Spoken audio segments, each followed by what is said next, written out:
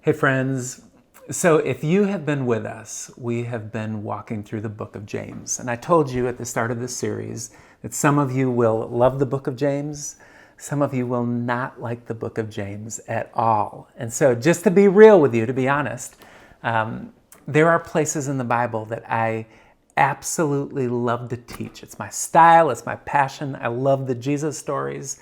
I love the crazy Old Testament scenes and many places in the Bible. When it comes to James, this is not my natural style, my natural passion, and yet God is meeting me in some new and really incredible ways. And so how I've been looking at James, I don't know if any of you remember several years ago, the old school American Idol, where there were always three judges, and two of the judges were just encouraging and uplifting, and everybody just loves whatever they would say. And then there was Simon.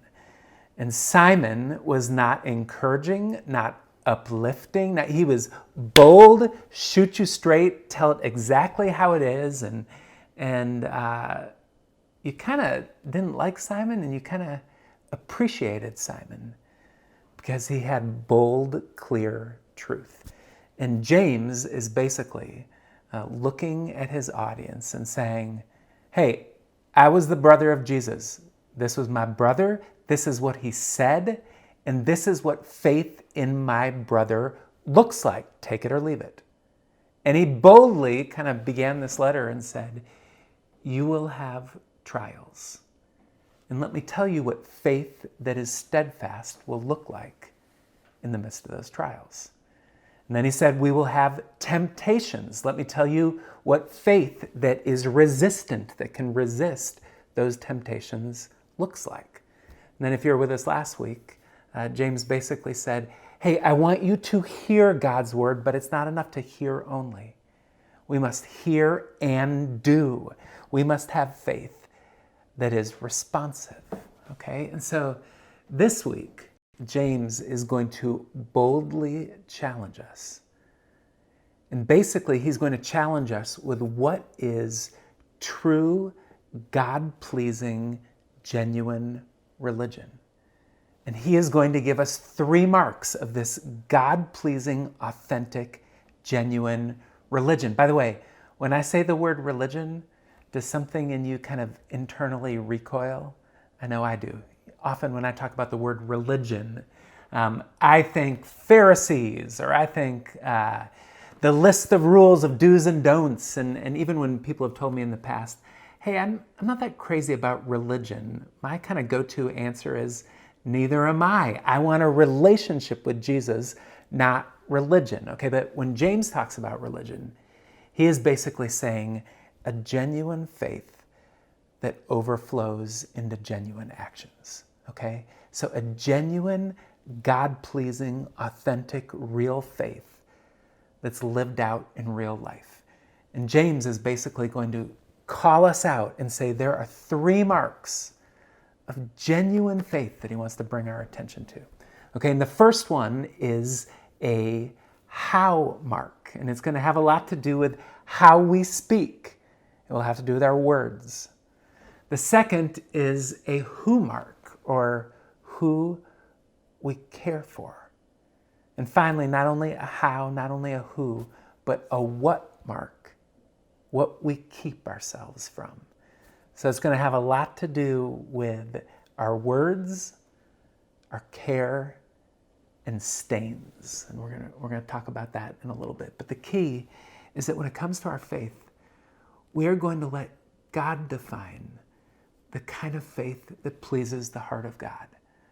Often, we like to let ourselves define what we think genuine faith should look like. So there's this quote, a guy named David Platt, and he said this, and it's a bold, strong quote, but I want to read it for us. David Platt said, we want Christianity and we want church on our terms, according to our preferences, aligning with our lifestyles. We are a people happy to go to church just so long as nothing in our lives has to change. We are a people glad to be Christians just so long as we can define Christianity according to what accommodates us. The only problem that is in order for the religion of Christianity to be authentic, true, and actually acceptable before God, we have to let Him define what it looks like. And His definition of religion, His definition of true Christianity is radically different from ours. Okay, that's a strong quote. But basically it's saying, hey, let's let God define what pleases the heart of God. And let's have faith that is genuine in His eyes. And so watch what James does here. This is James chapter 1, verses 26 through 29. If anyone thinks he is religious and does not bridle his tongue, but deceives his heart, this person's religion is worthless. Religion that is pure and undefiled before God the Father is this: to visit orphans and widows in their affliction, and to keep oneself unstained from the world. Okay, so the first aspect that James is going to talk about is a how question. He's going to talk about how we speak. He's going to say, hey, if you think you're religious, but you cannot bridle your tongue, you deceive yourself, and your religion is worthless. Okay, so he uses an illustration, and the illustration that he uses is a bridle. Okay, so he brought a bridle here. Okay, a bridle, this is a horse bridle. And a horse bridle is meant to basically be put on a horse, in a horse's mouth, obviously, and to acknowledge that there is power in a horse. There is speed in a horse. There is reactions and impulses and directions in a horse. But the reason that you bridle a horse is so that that power and that speed and those responses would be controlled or held back. Okay? And James is going to say, likewise, we have to hold back how we speak. So what does that mean? So, do you struggle, for example, with being fine in how you communicate with your spouse until one of you gets offended? And the moment, for example, you get offended with her or you get offended with him, you unleash and your words become critical and offensive or defensive or just plain nasty, and you call each other names, or you just say, I'm going to tell him how it is. Are you able in that moment to bridle back your words, to hold back your power and your speed and your responses to how you speak? Are you able, for example, when you see something on social media that you disagree with, to hold back? Or do you feel the need to respond and go public and point out where everybody's wrong and let everybody know kind of the right perspective? Or can you hold back? What about when you're in a conversation with coworkers and the subject comes up of somebody that frankly you don't like that much? Does gossip rise up, and do you want to point out how he or she acts and how they're off and what's wrong? Or are you able to hold back? For some reason, James says, if you want religion that is pure and acceptable and pleasing before the Lord, part of that has a lot to do with how we speak. Okay? And if we can't hold back, James says two things about unbridled words. One, you deceive yourself. Meaning, for example, if you want to give the email response and you're frustrated and you're angry and you think, hey, if I just email out exactly what I'm feeling and tell this person exactly what this deserves, that's going to fix the situation. I think James is saying, yeah, you're actually lying to yourself. It's not going to work. Or if you need to go public on social media, or if you need to absolutely scorch somebody because you're frustrated with them and you unleash and do not hold back, even if you think that it's going to help, James is saying, hey, you're lying to yourself, it won't. And secondly, here's also what James is saying about that, okay? Not only do you deceive yourself, but he says something very strong. He says, your religion is worthless, meaning, remember how Jesus often says something like, out of the overflow of the heart we speak? If you are in a moment where your responses are defensive or offensive or too harsh or biting or critical or full of gossip, that indicates that at that moment, you are not in a good heart-connected spot with God. You're not in a good spot with God. And the reactions and how you're living is worthless if you're trying to display the very heart of Jesus to this world. So here's a first major area. How we speak, our words. Okay? And I'd love for you to begin to talk about something now as a group. As things are opening up and people interactions will start to happen, there are a lot of people that are just dying to communicate. They're dying to talk face to face. In fact, I think our culture will almost wear each other out with how much people are going to emerge and want to talk. And in this moment, there are just a plethora of different ideas about how people should act, about how people should take safety standards, about what re-emerging looks like. And so a great thing to talk about is this. As we emerge in this cultural moment, how can we apply this verse to how we communicate? How can we be people that are sensitive enough to bridle our tongues as people will be in all sorts of communication? Take a moment and talk about that.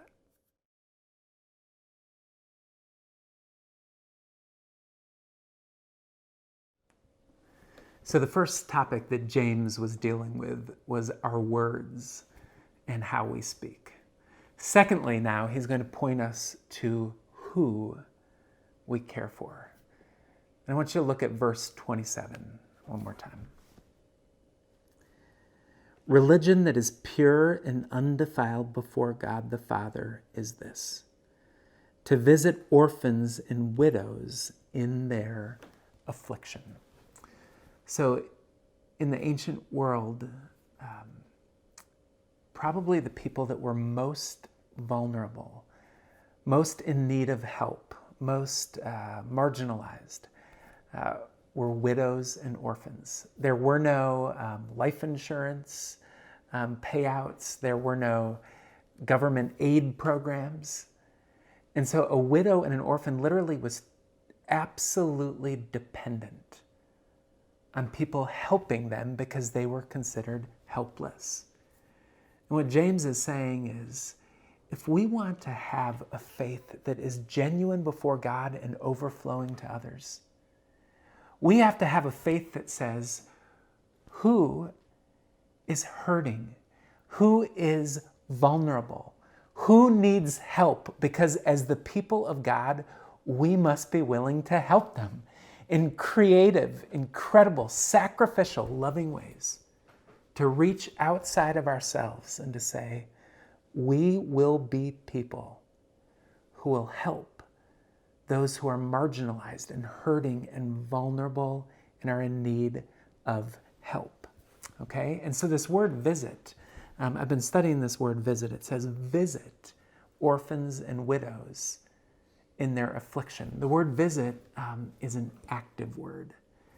It's a word that means something like to go after them, to create opportunities, to look for ways to help. It's the same word used in the New Testament that when God says he visited us in our need. Okay, he came after us. He took the greatest opportunity of all to come to us in the midst of our affliction. And so as the people of God, this is what we are called to do. And so this is one of those bold verses that calls out some life change in who we are and who we live. And so this week, I've been thinking a lot about people in our church that have looked for creative, sacrificial ways to help the helpless. And I want you to be looking for it this week, because you are going to be receiving many different video testimonies of people who have said, hey, this is how I am trying to live this out in my life, in our life. So for example, you'll hear testimonies for people that will say things like, I know that there are 400,000 kids in the foster care system in the U.S. I know that 100,000 of them are still in need of homes. This is what we're doing. This is what we're learning. This is what God is teaching us, because we want to have a heart to live out this verse. We know that there are millions of orphans in this world that do not have parents. You're going to hear stories from people in our church that have said, this is what God's doing in our heart, and this is how we're willing to help. And then there's stories that frankly we want to inspire and multiply and keep encouraging, that are happening in our community, where people are saying, hey, there are those in our community that are hungry, that are vulnerable, that are marginalized. What are ways that we can help? Okay, and let me be very honest with you. This verse has been challenging me, because I've always kind of held this verse out there knowing it's there. I know that I'm called to take care of widows and orphans. So if I have any widows in my life, we'll help them. And well, I don't really feel like God's calling me to adopt right now. So I don't know, I guess I'll just kind of put this on the shelf. And if an opportunity arises, then maybe I'll help. But God has been challenging me that there are small and creative ways to live this verse. There are baby steps of how to live this verse. Maybe I'm not called to adopt right now, but maybe I'm called to support someone that is adopting. Maybe I'm called to help foster an environment at our church where adoption is celebrated and lived out. Nothing would make our church leadership more excited than if we would be a church that is looking for new, creative, obedient, sacrificial ways of saying, God, just like you came and visited us in your mercy, in your grace, you came after us. We want to look out in our community, in our world, at those who are vulnerable, those who are hurting, those who need help. And we want to actively help. Okay? That's what James is talking about. So not only is he saying, hey, this affects your words and how you speak. He's saying this affects how you care. And particularly, true, pure, genuine faith looks to help the helpless. And then he's going to give us one more way, one more thing. So look at verse 27 again. And to keep oneself unstained from the world. To keep oneself unstained from the world. When my wife Ashley was in high school, she went to prom, and her prom date wore a white tuxedo. All right? And her prom date in his white tuxedo brought Ashley to Montgomery Inn, to Ribs Kings. And he ordered a rack of ribs, okay? Put a napkin on his lap and began to eat his rack of ribs, okay? And as he did, if you've ever eaten at Montgomery Inn, you know that your fingers get absolutely soaked in barbecue sauce. So he began to, wipe his fingers on his napkin, wipe his fingers on his napkin. Unbeknown to him, the napkin fell on the ground, and he spent the rest of the meal wiping his barbecue-stained fingers all over his white tuxedo. Serves him right for taking my wife to prom. When he got up from the meal, though he had thought for the entire meal in the restaurant that he kept himself clean, he suddenly was stained from the influence of the restaurant, and he had red stains all over his white tuxedo. And here's what James is saying, okay? This concept of being unstained from the world. Let me remind you one of the about one of just the big picture teaching of Jesus. Jesus basically says, hey, we live in this world, but this is not our home. You are of a different kingdom, and I am a different king. And therefore, the way we live, our value system, our priorities, our aspirations, our goals in life, how we handle money, how we treat people, everything is meant to look different from the pattern of this world. Because we serve a different king. We have a different kingdom.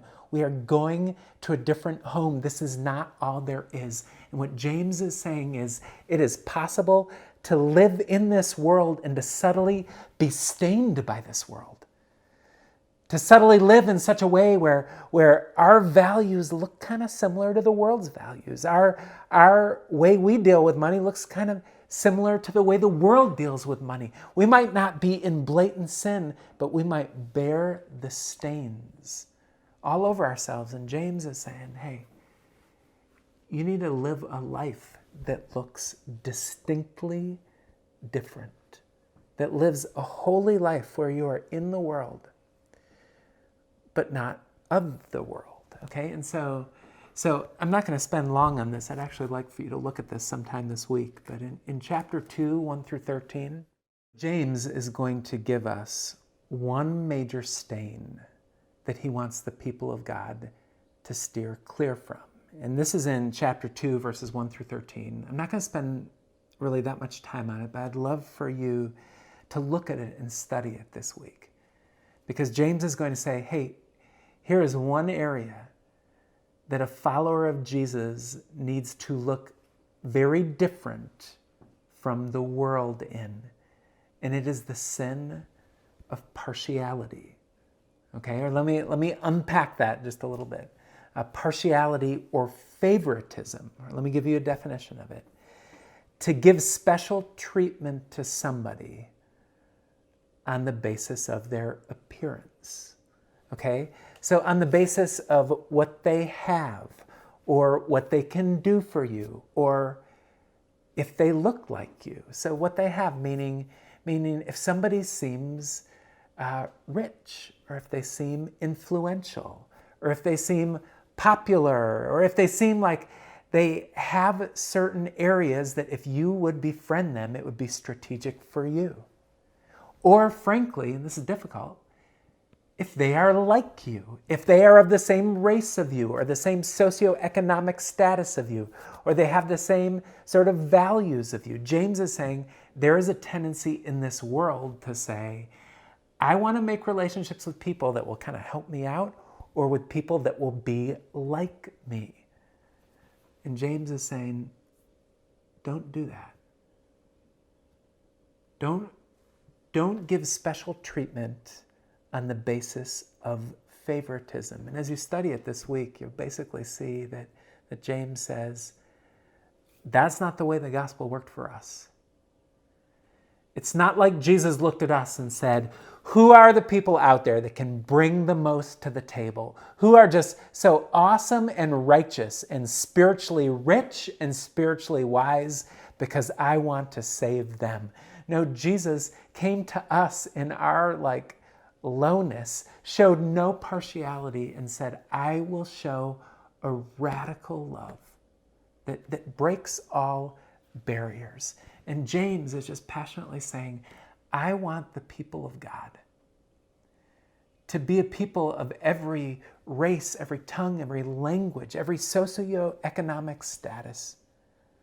I want the people of God not to show partiality, but to love their neighbor like Jesus loved us. And he's going to close this amazing section, and he's going to give us a theme that is like the thesis statement that summarizes all three of these. So I want you to look at the very last verse in chapter 13. And I'm going to read the 4 words that end this section, and then we're going to circle back, okay? If you look back at the text, it says this. It says, mercy triumphs over judgment. Let me say that again. Mercy triumphs over judgment. So if you want the great anthem of the first point, your words, how you should speak, how you choose to respond to people. Let mercy win. If you are in an argument with somebody in your family that's bubbling up and you're about to give an argument, listen, you show mercy. You show the mercy of the Lord. Don't let your own false judgment take over. You show mercy. If there's somebody that you disagree with in social media world, why don't you choose mercy? Why don't you let mercy win? And then the second point, how you care for people. When you see people in your life that are vulnerable, that are hurting, that need help, often our first questions are, do they really need this? Will this help them? Should I even do this? Should I be more responsible? I think James is saying, hey, let mercy be the driving force. Like, let mercy triumph over judgment. And when we love other people, when we, for example, choose which people are going to be in our community group, who should we invite over for dinner? Who should we talk to over the lunch hour at work? Who should we develop friendships with? James is saying, don't be partial. Don't show favoritism. Don't let the stains of the world come upon you, but instead, you love with this mercy, just like we've been shown through Jesus. Mercy triumphs over judgment. Mercy triumphs over judgment. And now we're going to close this teaching time with a couple questions that we would love for you to just reflect on and to ask yourself and to talk about with each other. And then we're actually going to ask you to go and get some elements that you can take communion as a family together. So here are the two questions. Take a look at your life over the last 2 months. Would someone characterize your faith as one that cares for those who are in great need? And secondly, and this is the question we ask every week, what is God revealing to me in this text? And what would he have me do about it?